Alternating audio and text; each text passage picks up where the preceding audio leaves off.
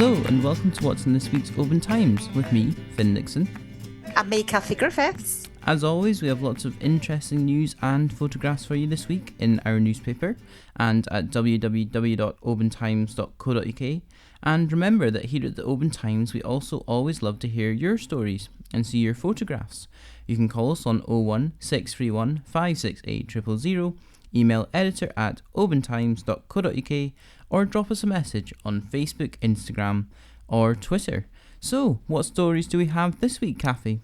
Well, Oban's Rockfield Centre has announced exciting next stage plans, including a sensory room, a recording studio, new outdoor performance area, and turning its bike sheds into a traditional skills work hub. But to pay for it, they need your help. To raise the money to make it all happen, the centre set itself a deadline to sell £200,000 worth of community bonds by the end of September. They've already sold half of them, and confidence is high that they're going to be able to sell the final £100,000 worth of bonds before that deadline. They're £5,000 each, spread over 10 years at an interest rate of 4% per year. Now, I'm no good at sums, but it could sort of earn you back a nice little bit of money, possibly. So if you want to look into that and find out more, get yourself along to the Rockfield Centre and you can pick up a prospectus and ask questions and find out more about that. But it's very exciting times for them at the Rockfield Centre. And also, Oban Hospice Limited has revealed plans that it's going to move to a bigger premises. It's still going to stay in Stevenson Street. In fact, it'll just be moving across the road from the Dove Centre to the old OES, Oban Electrical Services building in Stevenson Street. So more updates are going to come as that project unfolds, but they hope that work will start on the refurbishment and redesign in early 2024. Plans are being drawn up and then they'll be putting in for the appropriate planning consents. And this move is all about the fact that they're experiencing an increased demand for support. But until all of that's ready in the new building, they will be staying put where the Dove Centre is. Oban Pride kicks off on Friday for a weekend of celebration and everyone's invited to join in. The event's an opportunity for the whole community to get together, to celebrate, to stand up for themselves and to have their voices heard. So here's everything you need to know about what's coming up. On the Friday, there's going to be a ceilidh at the Curran Halls to the sound of rock and reel. Then there's going to be Pride March on Saturday, leaving Station Square at 12:30pm, but please get there early so you're all ready to go. The main venue is going to be at the Curran Halls. It's going to have the community stall village. There's going to be a family zone there, a youth zone with Oban Youth Café running events there. There's going to be a rainbow cafe. There's going to be a rainbow stage. There's going to be so much. And if you need to escape and get a little bit of quiet from all that excitement going on, there's going to be a quiet zone. Can you hear that, Finn? A quiet zone at the Curran Halls as well, just to give you a bit of time out from all the hustle and bustle. And on Saturday night, there's going to be a karaoke club at the Curran Halls, doors open at 8pm. And then to wrap it all up,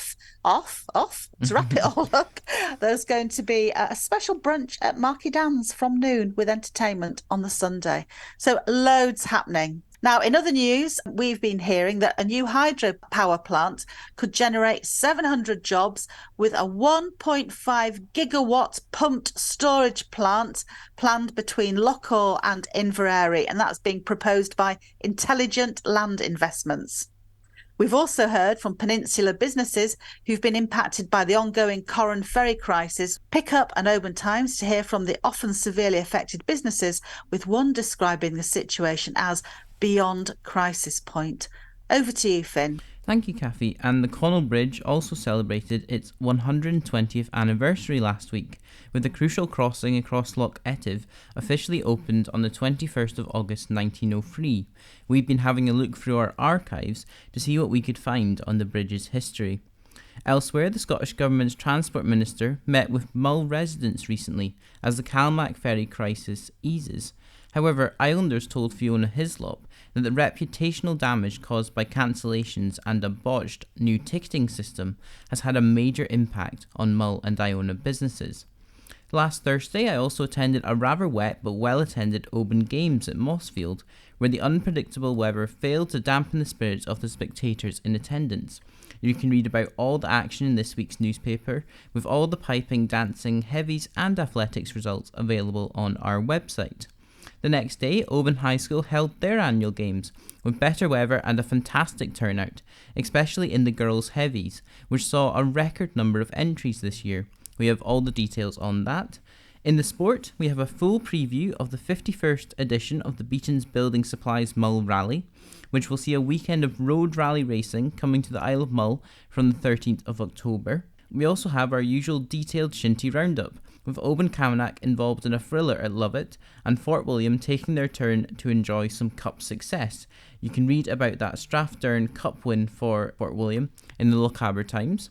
Elsewhere, Bob McIntyre continued his push for a Ryder Cup place, performing strongly in the D&D Real Czech Masters at the weekend in the penultimate qualifying competition before the Team Europe golfers are all confirmed. Bob's overall score strengthened his grip on the third automatic qualifying place for next month's competition in Rome. Both Oban Lorne men and women rugby sides were also in action at the weekend, with the men kicking off their West League One season with a convincing win over their rivals, Wigtonshire.